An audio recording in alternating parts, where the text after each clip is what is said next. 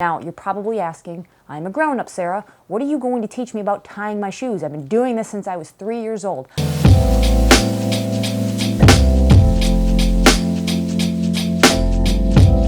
What is going on, ladies and gentlemen? My name is Sarah, and I hope each and every one of you is having a beautiful day. Thank you so much for joining me for another video. If you are new to the channel, thanks for coming along, and I hope you'll consider subscribing. And if you've been around for a while, well, thanks for coming back, and I hope that you get some value out of this quick tip today about how to lace up your running shoes. Whether you are brand new to running or an experienced runner, you could be a triathlete, you could be somebody who just cross-trains in running, or even brand new to the fitness world and trying to get a little bit healthier, I think this tip will be very helpful for you. Now, you're probably asking, I'm a grown-up, Sarah. What are you going to teach me about tying my shoes? I've been doing this since I was 3 years old. I'm not going to learn anything new. Well, actually, there is a very common problem amongst people who are running all the way from entry level all the way to the elite and pro level that can be mitigated by what's called the runner's loop or the runner's knot. Now, what happens when we are in our running shoes is that very often we do not get a good fitment at the back of the heel. Regardless of all of the engineering and costs and the precision that goes into all these brand new running shoes, there's no way that Adidas, Nike, Saucony, Brooks, whatever brand you can think of is going to be able to create a shoe that is going to be fitted perfectly to everybody's foot shape. They do the best that they can, but very often this particular fitment issue at the back of the heel counter creeps up. And what happens is your heel lifts up a couple of millimeters with every single step. And it could be at the very least distracting, it could disrupt your gait cycle, it could cause you to get blisters where the collar meets the back of your foot or the back of your heel, and worst case, it could actually cause some injury. Now, you can spend a ton of money on trying to get custom molded insoles or specialty sneakers, or you can pay for a gait or running analysis to see if you can mitigate those fitment issues, but there's a free alternative that I'm hoping to show you today with this particular runner's knot. Now, this is something you may not notice if you're walking in a normal shoe because of not only the speed being so much slower in terms of walking, but the form of walking is substantially different than running. You always have one foot planted in some regard on the ground. You're not putting that much propulsion. You're basically rotating from one foot to the other. When you're running, you have more propulsion, you have more explosivity, you have that impact of hitting the ground. And as you are taking off of your forefoot, what happens is that the shoe might be just a little bit behind your heel, and that's where you get that little bit of slip that you may not get while you're walking. Walking shoes are far more forgiving than a running shoe, and the last thing you need to worry about is poor fit when you're trying to go for a run.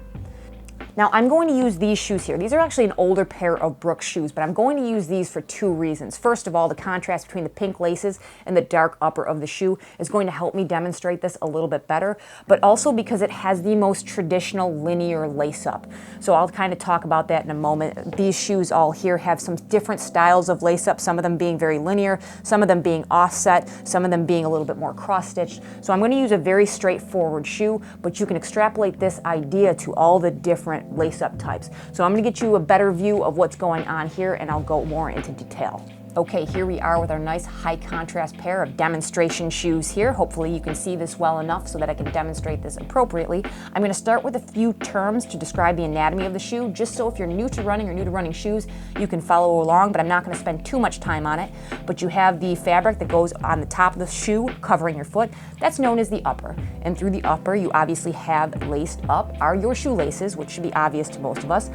And the holes through which these laces are fed are known as eyelets. And this grouping of these holes or eyelets is known as the eyelet chain. So when I'm referring to a linear eyelet chain, I'm talking about this traditional pattern of being pretty much laced up straight up the upper of the shoe.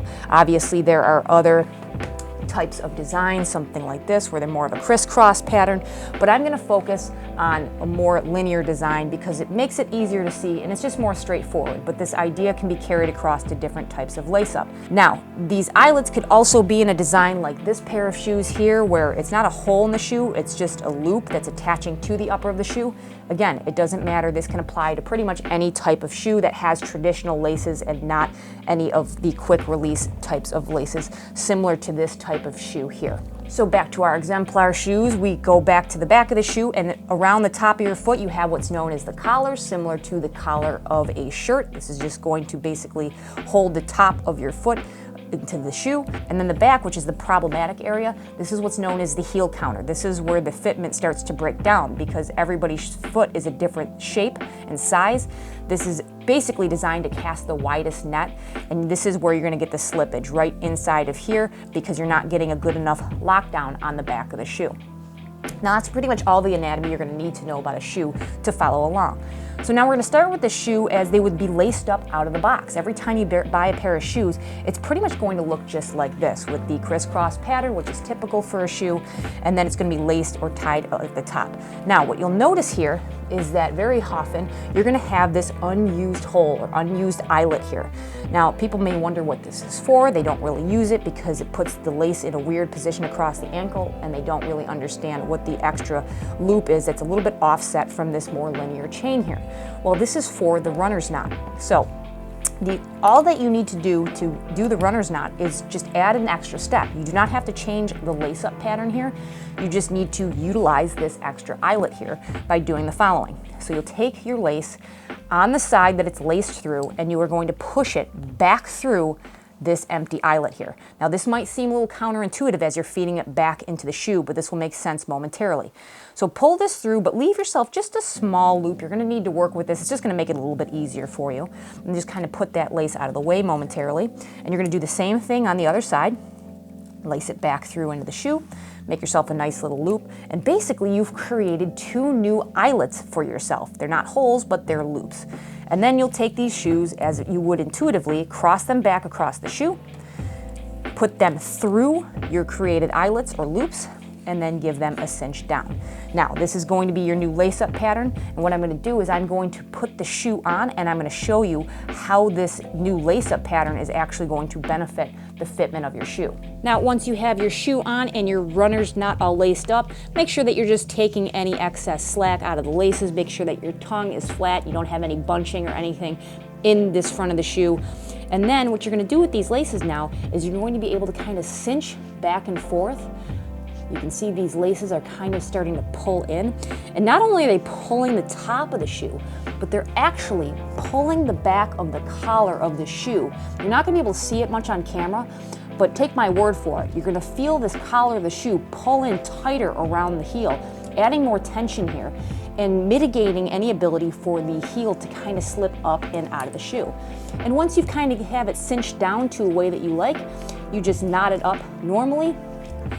You could do a double knot if you really need to for a race or a long run. I'm just going to single knot it for now, and you have a nice tight fitment in your shoe. Now you might want to do a little bit of a walk around, make sure that you've got everything broken loose, especially if it's a newer pair of shoes. You might have to tighten it up or loosen it up to your level of comfort, but it's as simple as that. You have a nice runner's knot. So that's it for my quick tip for you guys. I hope that you found that helpful. If you have any questions, comments, or concerns, please leave them down below. I'll do my best to answer them. Let me know how this worked out for you. I would love to engage with you guys more in the comments section. If you like this video, please consider giving it a thumbs up. It really does help the channel and helps other people like you find this video that may be helpful to them. If you haven't already subscribed, consider doing so. Thank you guys for making it all the way to the end of the video, and I will catch you in the next one. See ya.